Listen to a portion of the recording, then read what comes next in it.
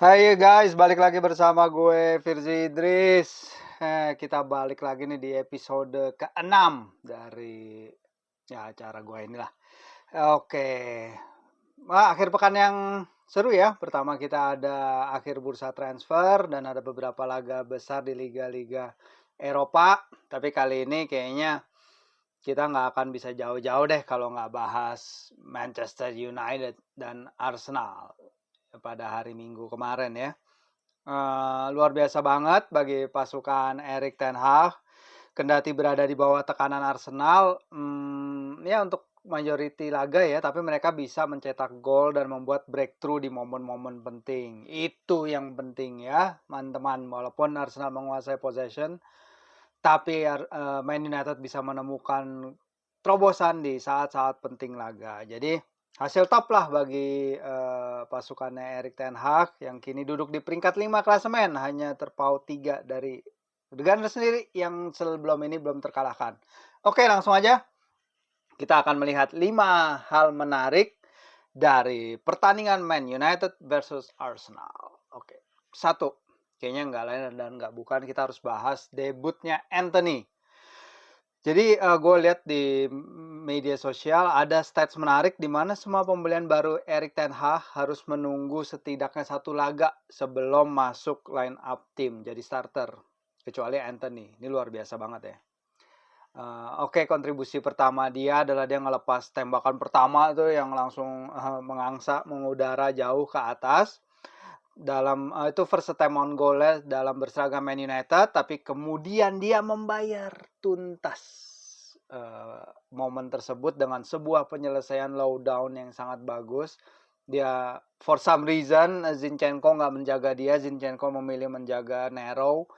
Dia terbebas dalam kotak penalti dan Arsenal harus dihukum oleh kesalahan dan kenaifan untuk nggak menjaga the $100 million man. Oke. Nah, setelah golin ya menurut gue menarik juga ya bagaimana dia langsung mencium badge bajunya walaupun dia baru bermain 35 menit bagi Man United. I don't know. Sedikit dodgy, cuman ya udah, mungkin emang ini adalah dream transfer yang dia impikan dari dulu dan dia senang ada di Man United. Nilai plus yang akan membuat dia pasti akan lebih dicintai oleh para fans Man United. Kalau secara overall sebenarnya gue lihat penampilannya oke. Dia nunjukin beberapa kali kecerdasan memanfaatkan ruang, walaupun not necessarily selalu efektif. Salah satu yang dia nggak berhasil lakukan adalah dia beberapa kali mencoba gocek ngelewatin 2-3 pemain, nggak berhasil juga. Ini namanya juga masih early days dan kita harus ingat Anthony itu masih jauh dari match fit ya. Dia juga diganti pada 1 jam pertandingan karena dia itu udah nggak bermain dalam 3 pekan sebelum bergabung, dan dia juga hanya melakukan 2 kali sesi latihan bersama teman-teman barunya.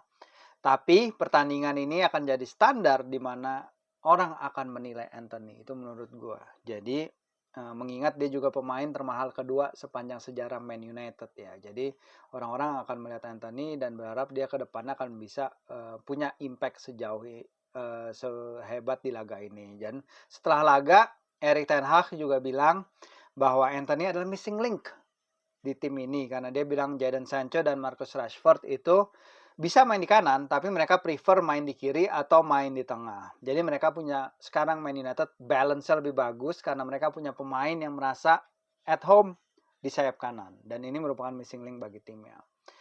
Kedua, Christian Eriksen guys. Sang metronom. Nah ini gila bagi gue ya. Karena Erik ten Hag pada awalnya datang ke Man United, salah satu harapannya adalah dia bisa membangkitkan kembali karir Donny van de Beek yang mandek. Donny van de Beek yang di tim Ajax jadi salah satu pilarnya lah bersama Frankie, bersama Hakim Ziyech. Tapi ternyata Erik ten Hag memilih untuk mendatangkan Christian Eriksen. Seorang pemain yang kayaknya dia belum pernah latih ya, tapi dia besar di filosofi sepak bola Ajax. Jadi laga ini kian membuktikan bagaimana keputusan Ten Hag itu tepat sebenarnya. Eriksen memulai serangan yang Man United yang berujung ke gol Anthony. Dia juga mengirim satu umpan dia ketika itu melewati seluruh lines of midfieldnya Arsenal.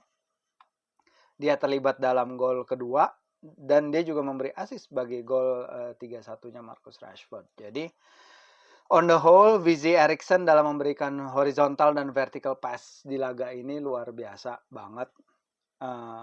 Begitu juga dia bisa melepas umpan-umpan yang bisa breaking the lines dari para pemain barisan struktur timnya Arsenal. Eriksen kini telah mengoleksi menit bermain paling banyak ketimbang pembelian-pembelian terbaru Erik ten Hag lainnya. Dan setelah match, Erik ten Hag emang mengaku dia memberi Eriksen peran bebas di lapangan tengahnya. Ya, oke, lanjut. Jadi yang ketiga adalah Erik ten Hag, the realist. Jadi Erik ten Hag kan menjadi pelatih Man United nih, kan kita semua tahu lah dia di belakang reputasi sebagai pelatih Ajax yang bermain sepak bola aggressive possession, aggressive vertical possession football. Yang emang reputasinya seperti itu dan emang benar. Tapi ini setidaknya hal ini terlihat dari 2 laga pertama di mana Man United menguasai possession nih kontra Brighton dan kontra Bradford. Namun ya kita semua tahu mereka hanya dapat 0 poin dari pertandingan itu. Baru kemenangan datang lawan Liverpool setelah Erik ten Hag melakukan sejumlah pergantian, terutama mengganti ya Maguire obviously dan CR7. Man United kemudian menang di pertandingan lawan Liverpool itu Man United menang dengan hanya punya 30% possession. Hal serupa juga terjadi ketika dia menang lawan Southampton, di mana Southampton mencatatkan lebih banyak possession di paruh lapangan lawan, dan Leicester yang juga punya overall possession ketimbang Man United. Kali ini Man United menghancurkan Arsenal yang punya 60% possession di Old Trafford. Jadi dengan hanya 30% penguasaan bola, Erik ten Hag bisa menunjukkan bahwa having the ball is not all the key gitu ya. Dan yang menarik sebenarnya terkait sistem lain yang Erik ten Hag terkenal, Erik ten Hag terkenal dengan sistem pressingnya. Nah, menurut data yang ada, sebenarnya Man United kini berada di peringkat buntut nih. Pressure di attacking third, dan peringkat kedua dari bawah, pressure di mid third. Jadi di sepertiga serangan akhir dan juga di lapangan tengah. Itu yang menurut gue menarik ya, karena kita ingat sama Erik ten Hag, pelatih yang suka pressing, tapi ternyata enggak, dia bermain lebih realistis, lebih pragmatis sekarang. Ini masih jauh lah dari mungkin bentuk yang ideal dari sepak bola ten Hag, tapi hasil-hasilnya datang. Nah, dari awal musim dia hanya punya 0 poin dari 2 laga, kini mereka hanya terpaut 3 poin dari puncak. Jadi Erik ten Hag sebenarnya mengingatkan bahwa ini semua masih proses. Akan tetapi apakah ini bakal jadi template Man United ke depannya? Ataukah dia mencari momen tepat untuk meluncurkan sepak bola khasnya? Nah, silakan tuh diskusi kalian tuh. Kayaknya menarik juga di pertanyaan ini. Oke, keempat. Pergantian pemain yang mungkin Arteta akan sesali untuk waktu yang sangat-sangat lama. Jadi pergantian pemain Arteta dapat sorotan di laga ini. Triple sub yang dia lakukan pada babak kedua mengubah jalannya laga yang sebenarnya at that phase of the game itu berpihak kepada timnya. Mereka hanya perlu breakthrough aja. Dan waktu itu skornya masih 2-1. Gary Neville bilang pergantian-pergantian itu nggak perlu. Karena dengan 20 menit tersisa, mereka nggak perlu terlalu desperate untuk mengejar gol. 90, tapi walaupun mereka mendominasi laga sampai phase pertandingan itu, mereka pada akhirnya menyelesaikan 90 menit dengan bisa aja kalah 1-4 atau kalah 1-5. Ini kacau banget menurut gue ya. Nah, pergantian-pergantian Arteta kenapa merusak tim? Kenapa nggak berhasil? Karena pergantian-pergantian itu merusak struktur timnya. Setelah Zinchenko keluar misalnya, mereka nggak ada back kiri di tim. Arteta menaruh 2 winger untuk bermain di posisi fullback. Dan dia menarik keluar satu-satunya defensive midfielder di pertandingan yang dia punya di pertandingan itu gitu. Selain itu kita lihat memasukkan 3 pemain sekaligus dalam satu window transfer itu ternyata nggak bagus juga buat ritme tim. Jadi ritme bagus yang udah tim Arteta lakukan sebelum itu rusak karena pergantian itu. Kelima, ini salah satu pemain yang impress gue juga, Marcus Rashford. Gue inget pada babak pertama laga Man United versus Liverpool, gue bertanya-tanya, ini kenapa sih Marcus Rashford, ada apa sama dia 6 bulan terakhir? Kayak pada masih inget Space Jam nggak? Space Jam itu kayak di Space Jam yang pertama kayak semua talent, pemain-pemain jago, Charles Barkley dan lain-lain diambil gitu. Jadi kayak nggak ada aja kekuatannya tiba-tiba kayak gitu. Nah, ini yang terjadi ke Marcus Rashford sebelum dia akhirnya mencetak gol pada babak kedua pertandingan lawan Liverpool yang menjadi gol pertama dia dalam 17 pertandingan ya. Waktu itu ya, karena gol terakhirnya datang kontra West Ham pada Januari 2022.